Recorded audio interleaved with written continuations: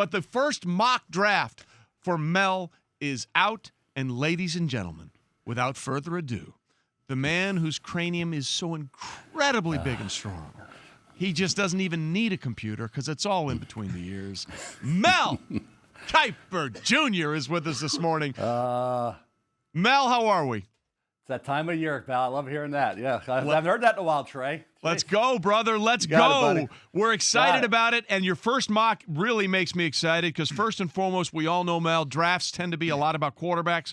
You have 4 going in the first round, which would match what we had in 2018, which was the second most of all time behind the vaunted class of 1983 when we had 6 go in the first round. Do you feel good that it's going to be 4? Feel very strongly about it? Well, I think the 5th in the 4th. You have Jacob Eason, Washington, didn't put him in. Jordan Love, the 4th, I did to New Orleans in the late first. Now, that's the iffy one, Trey. The 3 are pretty guaranteed. Herbert, Tua, and certainly Joe Burrow. Getting that 4th in there is, I think, a possibility, and I think it's pretty good right now that there will be 4. I don't necessarily see 5. Thought maybe 5 early on. Now I'm thinking possibility for 4 with, like, say, Love and Eason being kind of vying for that 4th spot right now. Understanding that Tua is going to be more about medical. Justin Herbert, Mel, he seems to be the one that there's a lot of trepidation about. He looks the part at times, and then other times doesn't play well against the bigger squads, has those turnovers a bit.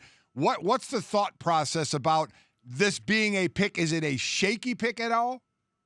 I think it's a good one for the Chargers, Mike, because of having opportunity to maybe sit a little bit. I think if you look at Justin Herbert, Phillip Rivers had to sit behind Drew Brees. Now you have Rivers. We'll see what happens there with the Chargers, how that whole quarterback situation shakes down. But I think with Justin Herbert, you said he's kind of an enigma. He's got all the talent. Physically, athletically, super intelligent, had a really good career at Oregon. He didn't have that wow game, though, where he looked like the defined #1 pick in the draft, which is what you would expect from a kid who has that much talent. He's a great kid, high character, incredibly intelligent. On the field, though, at times you say, well, something might be missing because I don't see what I expect to see in terms of just a performance that says, man, this guy's got to be the #1 guy in any draft. So with Justin Herbert, certainly on talent, he's going to go in the top 10. Some think he'll drop a little bit further. I think when we get to late April, talent wins out, and somebody's going to roll the dice. We've seen quarterbacks that can't even touch Herbert in terms of ability going in the 10 to 15 area. I would think Justin Herbert goes in the top 10.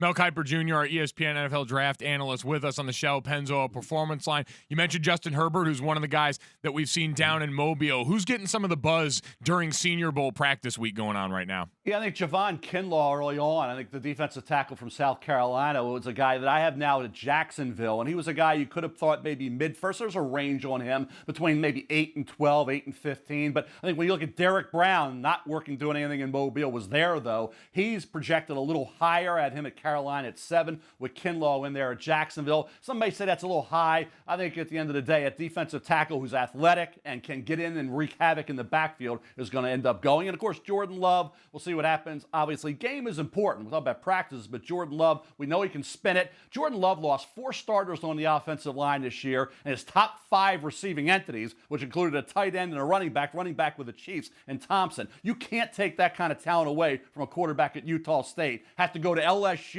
and have to play against teams that obviously, when he had his manpower around him, his stats were better. So I think that's the factor that I think you have to look at with Jordan Love. And don't worry about the numbers from 2 years ago to this year, but look at the talent around him. It was way down this year at Utah State.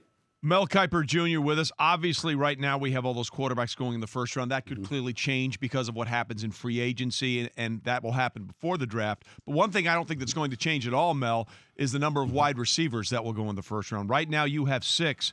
People are already talking historically about this may be one of the deepest wide receiver drafts we've ever seen. Yeah, Devontae Smith from Alabama would have been in that group, and then add another name to that list. He's going back to Alabama, but I think the debate's going to be Jerry Jeudy, Alabama, CeeDee Lamb, Oklahoma, to see who will be the first receiver taken. I have Lamb going to Oakland, Jeudy going to Indianapolis, but I think when you look at the speed factor, Henry Ruggs III may end up being the fastest player in this draft. So I think overall, KJ Hamler, maybe a little Hollywood Brown comparison there. I have him going in the late first. I think the Green Bay Packers obviously need more weapons than Devontae Adams. Hamler from Penn State, I think, would be a guy who would help that offense and help Aaron Rodgers add to that arsenal a bit, which is what they need. And then we look at the, as I call it, the unsexy position, and then completely get overridden by these guys. Don't you dare. Talking about the offensive line, and Andrew Thomas has pretty much been at the top of the list a lot. Jedrick Wills, the kid from Alabama. Everybody talked about Leatherwood, the left tackle, but he's going back. But this kid, Mekhi Becton, underclassman out of Louisville, you watch his tape, about 500 pounds or whatever, he is just destroying people. I think you have him going to Cleveland. As I said earlier, there's going to be a lot of Cleveland fans going, wait a minute, who is this and how is he going to help us? Talk about this guy.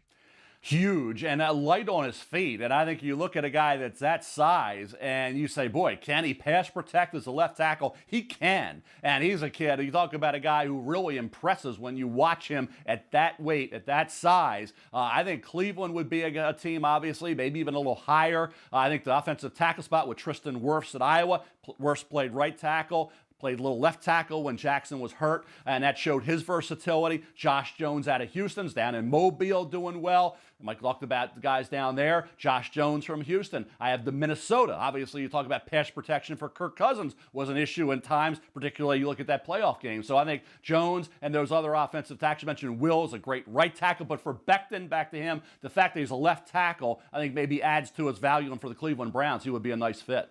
Mel, it's so early in this process. We know we're going to go through the combine. We're going to get to know these guys a lot better. But as you've looked and started diving into your study and done so much already, who's the one guy that's got you most excited that people are going to get to know over the coming months? How about a Golden Domer, just for you guys? I like Cole Kmet. I think Cole Kmet's a guy who people was like, hey, would have loved to see him back at Notre Dame this year, but he's coming out. He's big, athletic. And he had some dynamic performances in games this year after coming back from that collarbone injury. So I think Cole Kmet, I'm going to Jacksonville. It'd be a good weapon there. New England needs a tight end. Obviously, I think if he's there at 23 for the Patriots, he would make sense. I think when people start looking at Cole Kmet closely and then he works out, you will see a guy who's got, I think, a heck of an NFL career ahead. Thanks for watching ESPN on YouTube. And for more sports highlights and analysis, be sure to download the ESPN app. And for premium content plus live streaming, make sure to subscribe to ESPN Player.